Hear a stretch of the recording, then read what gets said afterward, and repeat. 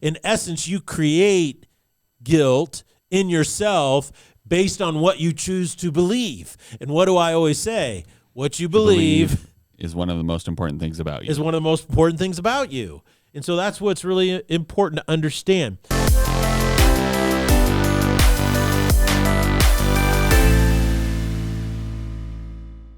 Ladies and gentlemen, welcome to the Salty Pastor Podcast, a podcast designed to help you learn how to study the Bible for yourself by showing you how to look into the historical, philosophical, and cultural background in which it was written. The reason why the Salty Pastor Podcast is so different is because we are trying to get you to think for yourself. The reason is because what you believe is the most important thing about you.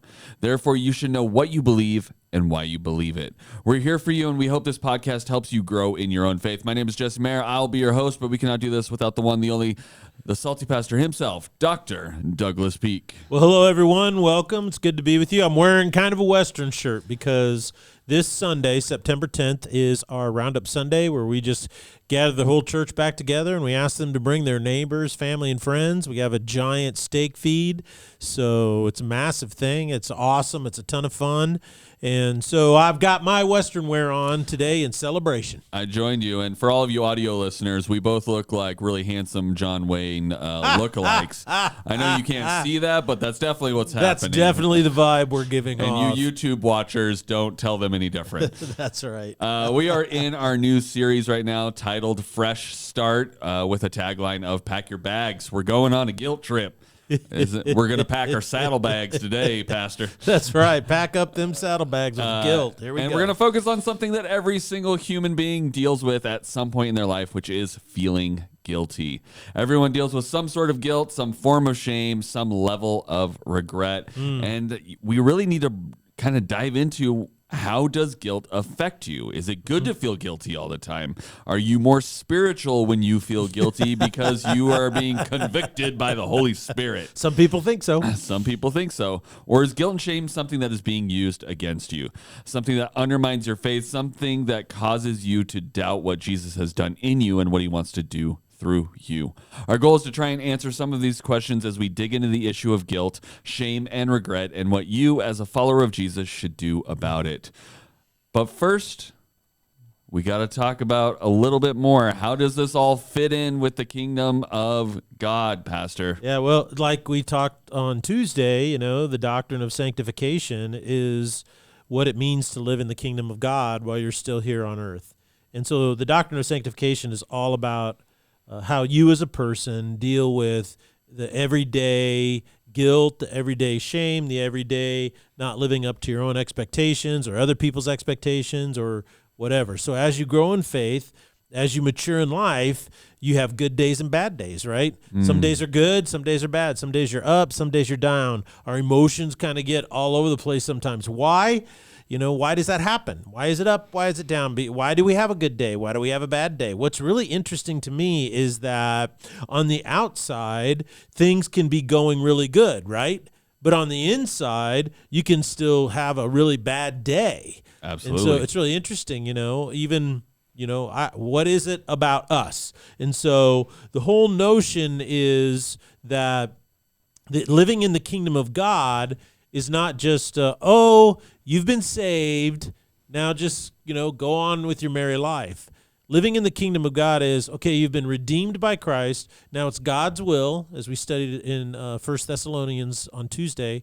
It's God's will that you be sanctified, that you be set apart, that something is going on in you. And what that basically means is that every day that you live, something is going on. And we really need to figure out what makes that thing that's going on in you pull you closer to maturity and more good days, as opposed to that which is immature and pulls you more towards bad days. Yeah. And so that's kind of what the doctrine of sanctification is about. It's about your everyday life, living here on earth, and all of its influences and all of its drives and all of its desires, alongside God's will of sanctifying you. Yeah, I think that idea of what is making a good day good and what is making a bad day bad is really key, because there's something I've been really working on in the last year is just and this was inspired by a series we had previously done about joy, is like, am I choosing to see what God is doing in my life that's great and good, or am I only focusing on where there's things that aren't going so good, which God never promised us an easy life. He never said it was going to be all sunshines and rainbows. Like that was never the promise, right? So you can sit and focus on the things that aren't going right, or you could focus on the multitude of things that are going right. And I think this doctrine of sanctification just takes that to the next level, which is, do you remember what Jesus did for you and what he's continuing to do in you, and how he's continually, basically, I don't want to say continually wiping the slate clean. He only had to do it once, and it was good enough for the rest of all time. But that getting back into right standing and making sure, I think you used the phrase positionally and conditionally. Yes. Those were something we talked about on Tuesday. You want to dive into that a little bit more? But kind of like, there's a state of I've been redeemed, but then there's the work that comes after it. You said something about marriage. Yeah. Marriage was like the marriage. example. Yeah, exactly. And so, well, I think the issue of positional is when I am born again and redeemed by Christ, in the presence of God, I'm covered by the righteousness of Jesus. So no matter how flawed I am or how personally righteous I am, I'm never perfect. Therefore, the blood of Christ covers me in his righteousness. So God sees me as righteous in his eyes. Okay. Now, the issue, though, is that, okay, that's positional. Now the question is in my life, each and every day from that point forward, what condition am I in? So does the blood of Christ have to cover a lot, or is it covering less and less as I grow and mature? And that's God's will, is that we become more aligned like Christ. That's the whole point, is that we be like Jesus. Right. And so that's the process of sanctification. And so I think that sanctification is all about dealing with the issue of guilt, and it's all about, because what happens is guilt impacts us in such a negative way. It has such a huge impact on us. Like, for instance, personally speaking, why do you as a person experience guilt? Where does guilt actually come from? Is it unique to humans, or does everybody, or all creatures, do trees and animals, do they experience guilt? Well, no, they don't. It's a uniquely human experience. And what's fascinating about it is animals do not experience guilt. They also don't experience pride. They don't experience loneliness, joy, anxiety, shame, awe, jealousy, disgust, love, or moral outrage. In the same way we do. Yeah. I would say my dog gets lonely. But I think in the way we do at a deep core, right? They just miss having people around. It's not the same loneliness that we would suffer, right? Yeah, well, I mean, what researchers would say, what the difference between sentience and instinct, right? That you're instinctually drawn towards a pack, and animals, dogs in particular, are not meant to be isolated, right? And so whenever they're instinctually, they respond to that as a positive thing, right? Okay. And so, but when it really comes down to pure loneliness and like moral outrage, right? They don't experience that. They don't experience any of that kind of stuff. And so, therefore, the experience of guilt is part of what makes us sentient. Another way of saying it is, this is what the difference between having a soul and not having a soul. Okay. Now, the question then is, if you have a soul, then why do you experience guilt? I mean, where does it actually come from? Well, the sentient construct, in other words, your consciousness, all right, or I would say your spiritual makeup, it has some component to it that causes guilt to exist, because guilt does not happen externally from you. There's not this guilt thing out there. It's not you walk in, they go, oh, what's that on your coffee table? Oh, well, that's my guilt. Yeah. You see, guilt is an internal emotional experience, right? And that's what's really interesting. It's an emotional response to a mental belief that some moral code has been violated, either your personal code or an objective code, right? Now, what influences you the most, your emotional state or your mental state? And we talked a little bit about this last Sunday, and we're going to pick up on a little bit as we were talking about the parable of the talents, is that there's this thing, you have a heart, right? And then you have your mind, and then you have action. And so the question is that guilt is an emotional response, but it's a reaction to something you already believe in your mind. That's what's so interesting about it. Okay, so in essence, you create guilt in yourself based on what you choose to believe. And what do I always say? What you believe is one of the most important things about you. Is one of the most important things about you. And so that's what's really important to understand. So if I feel that I've violated my own moral code, my code of honor that says this is the way I want to treat people or this is the way I want to do things, then I feel guilty about myself. Or if there's an external or objective standard and I feel that I have violated that. So this cuts to the very core now of your definition of what it means to be a human being. Because people have different definitions of human beings. And an atheist has a different definition of what it means to be a human being than, let's say, a person of faith. Right. See, an atheist doesn't believe you have a soul. An atheist, an intellectually honest atheist, is deterministic, meaning there is no free will, right?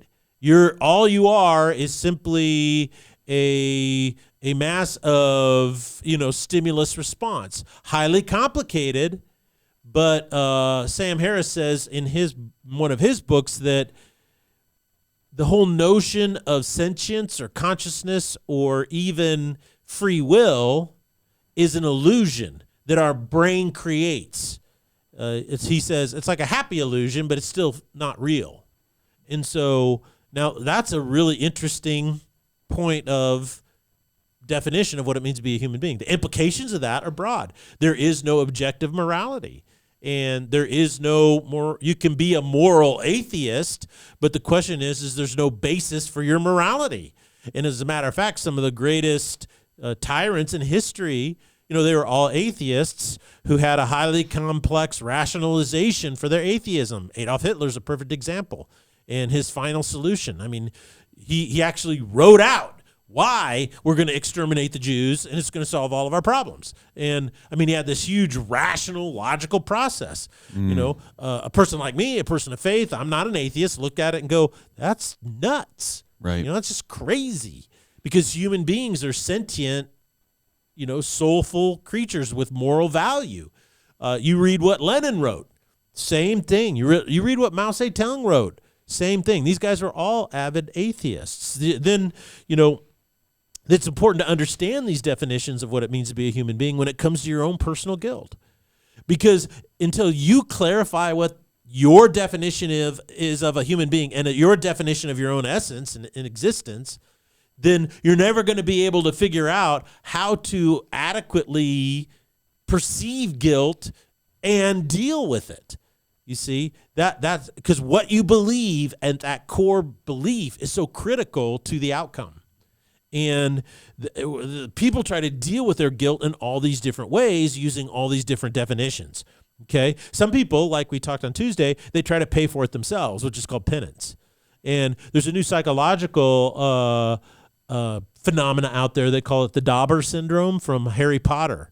And the little Dobby, Dobby Syndrome. The Dobby Syndrome, the little guy who would beat his head. Yeah. And this is kids do this. Kids who cut themselves and kids who bang their heads on the wall, and it's not always an act of frustration. Maybe when they're little toddlers, but as they become preteens and stuff, it's an issue of guilt. It's a strange form of guilt, but it's an issue of guilt, and that is there's a standard that they believe is objective. They don't live up to it. They feel inadequate, so they cut themselves. See, they're self-punishing. So that's one of the reasons why this, it used to be called flagellation.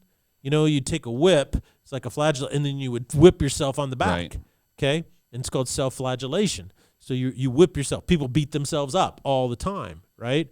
One of the most common ways is people develop negative tapes that play in their brain. They develop these tapes when they're young or children. It's like that says, well, I'll never measure up. I'm not good enough. I'm always a failure no matter what. Why try? These things start playing in your brain over and over again. So some people try to deal with their guilt in that way by paying a penance, but it doesn't work.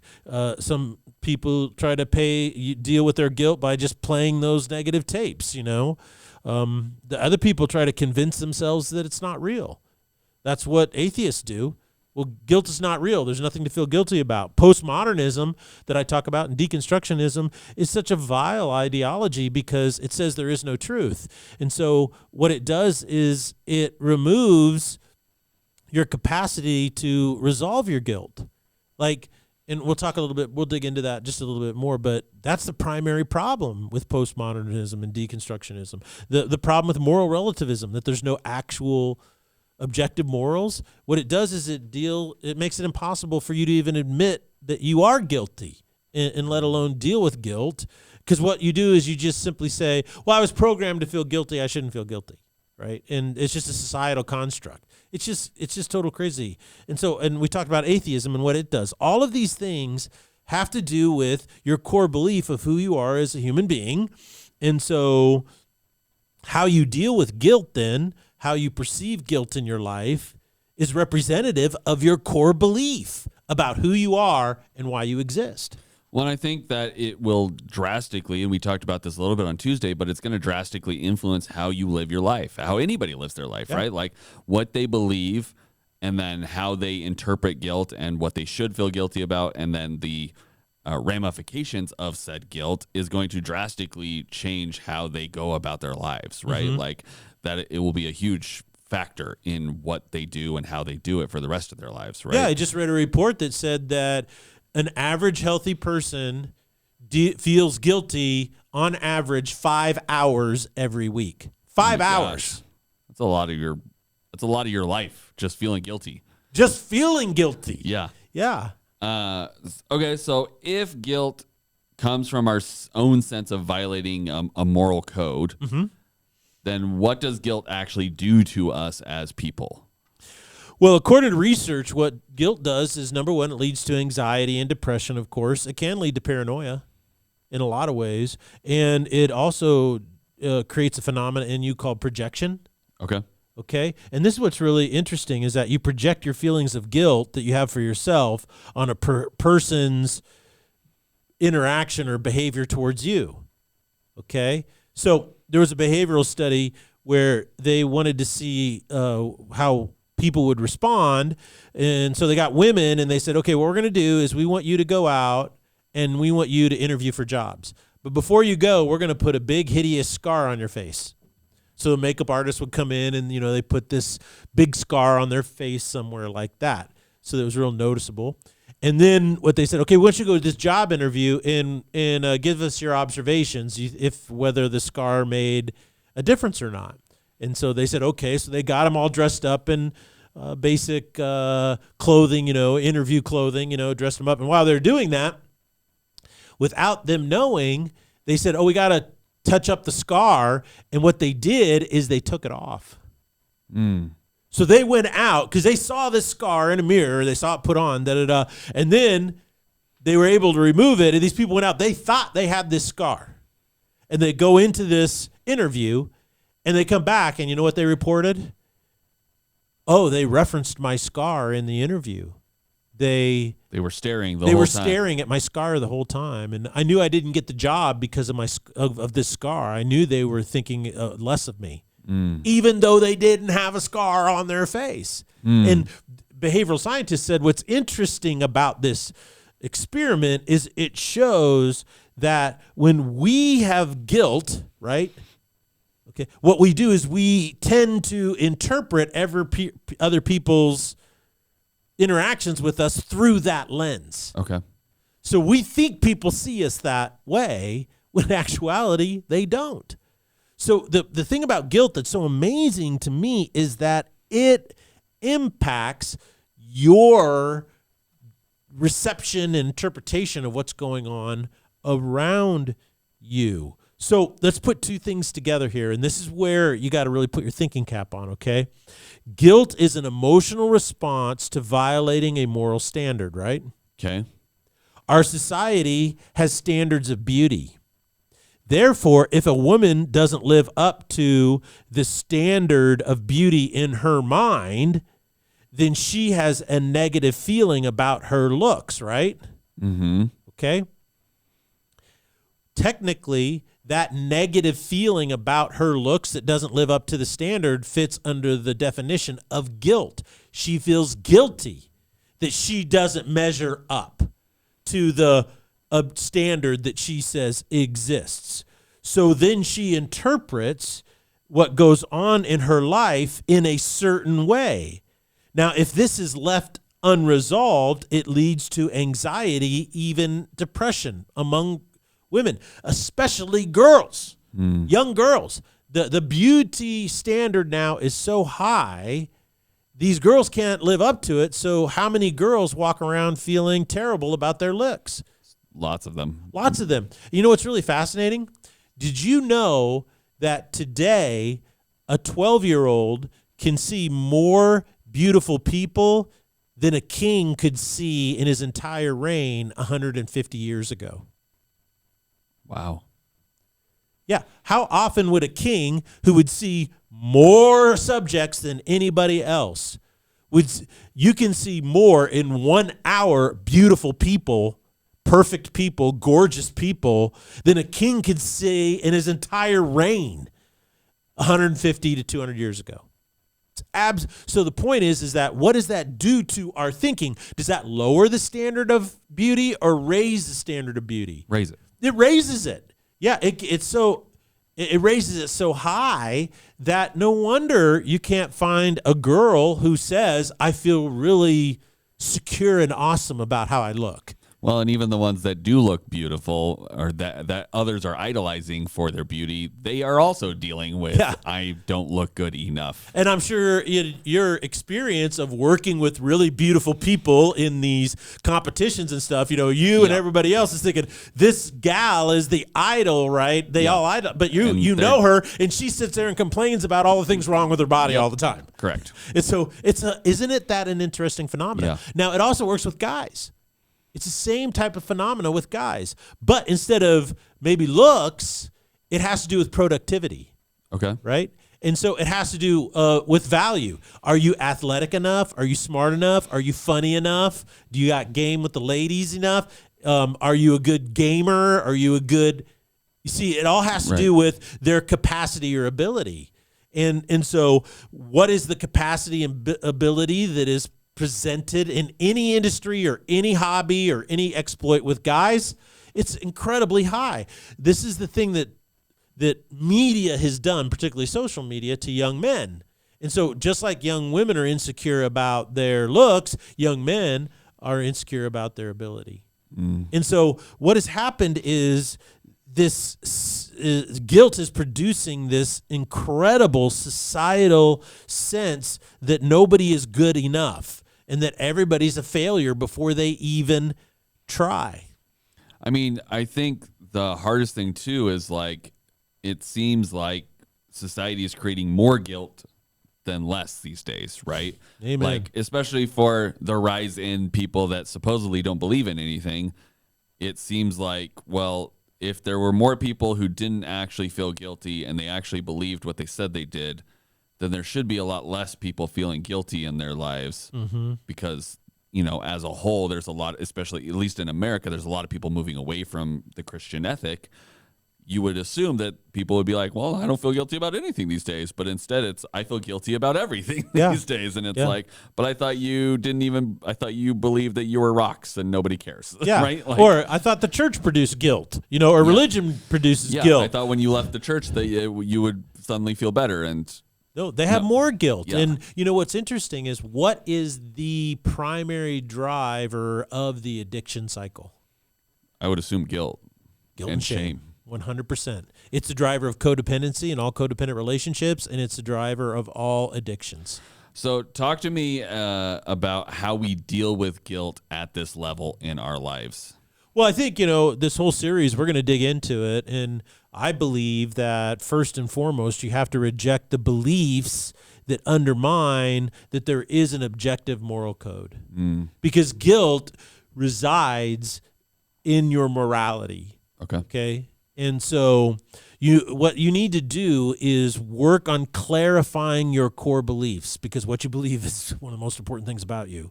Everything begins with a strong foundation in the moral universe. So what you believe about the moral universe and the objective standards make all the difference. And if there is a moral standard, think deeply about what it is.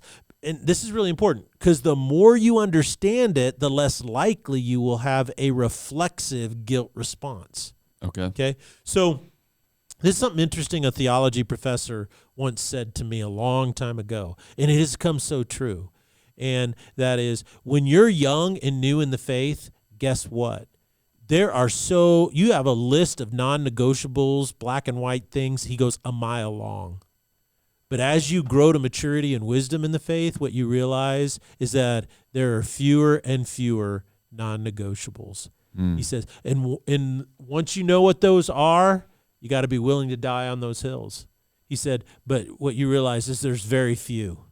Right. And so what happens is, when I see this in my own life, when I was 22 or 23 and I was a young follower of Christ, man, I had more rules than you can imagine, right? Yeah. And I spent more time focusing on people. Well, that person's not a good Christian, because they listen to heavy metal music. This person isn't a Christian because they do. You see what I'm saying? When we're young, we have that kind of childish or infantile view of morality. But what you do is you get older and you grow and mature. You start realizing, wow, I'm clarifying these foundational stones. But the more I clarify them, the more I understand them, the less I feel guilty about everything. Right. And so that's important. Number 2 is focus on how you are unable to live up to your standard or that objective standard.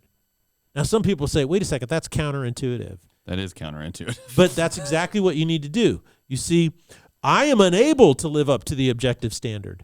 I am unable to live up to my own standard of my expectations of my behavior. And this is the beauty of following Jesus.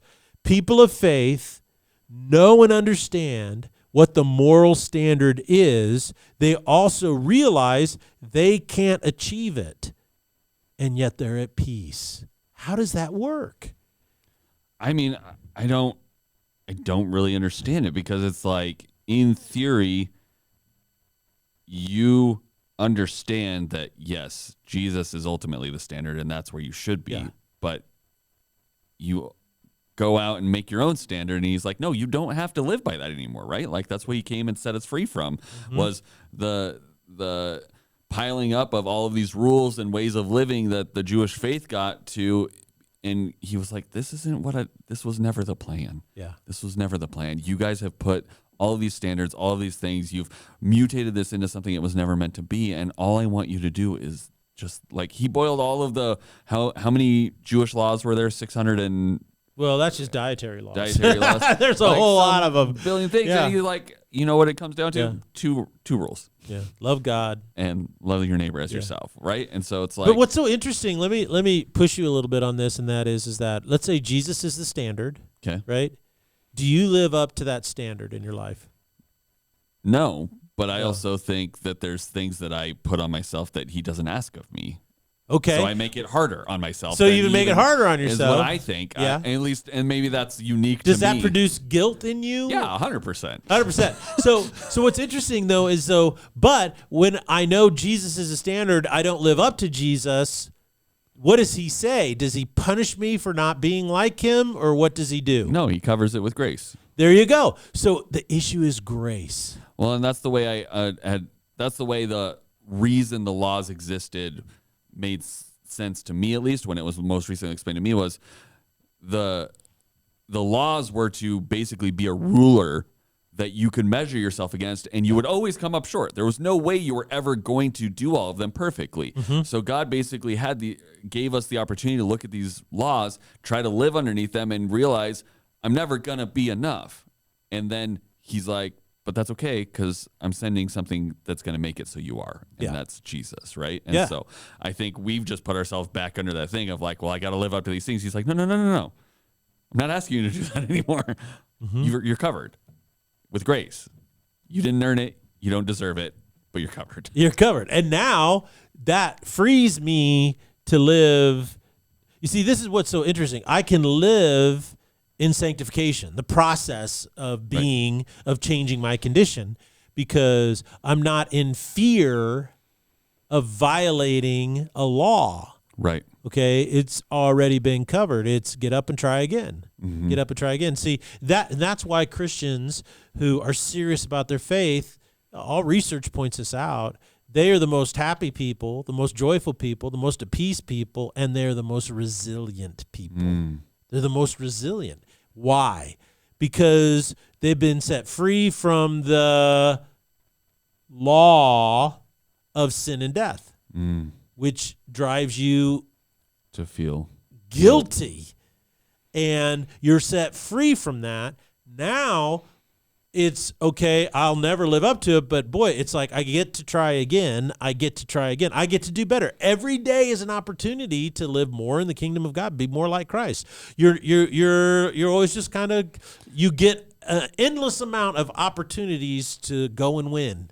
Well, and that's what's so awesome about it. Yeah, your last message from the last series talked about living in the possibilities or living in the fear, right? Right. And that applies to this as well. You can live in the possibilities of, you might mess up, and you will mess up, but God's got you. Or you can live in I'm going to live in the guilt and the shame and be down here in the swamp forever because I messed up. Right. And this is one of the most critical aspects of parenting, like when your kids are little, when they're real little, it's don't do that. Why? Because I said so.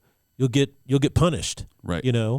But the most important thing, and our parenting coach talks about this all the time, is that you want to move out of that type of parenting into, okay, here are your choices. What choice do you want? And each choice has a consequence. Right. So what happens is, because in the first way, right, it's so childish, but it's required for their safety. Right. You know what I'm saying? Because I can't sit there. On traffic. Yeah, don't run out in the road.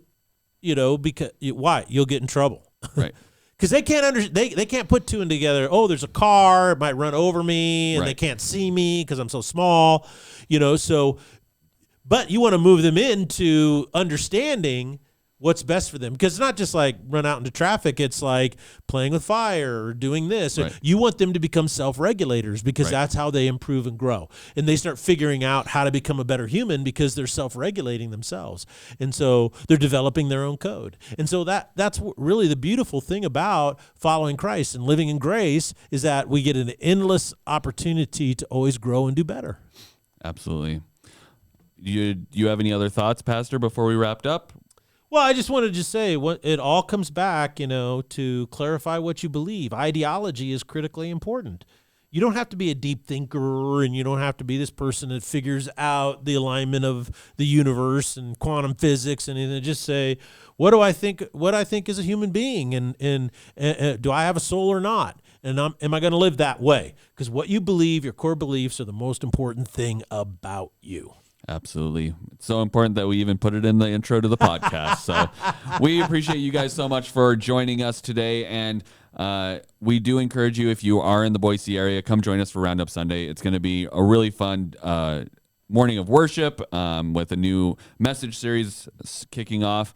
And then we're going to be going into 500 pounds of tri-tip steak and fun and photo booths and activities for the kids. So if you got littles, there's going to be plenty of things for them to do. They'll have all kinds of different activities available. It's just to them. An old-fashioned picnic carnival. Yeah. It is a ton of fun. It's going to be a blast. So thank you guys so much for joining us. And if you are in the Boise area, come join us on Sunday here at Foothills Christian Church for the Roundup. Otherwise, we'll see you next week here on the Salty Pastor Podcast. See you soon, partner.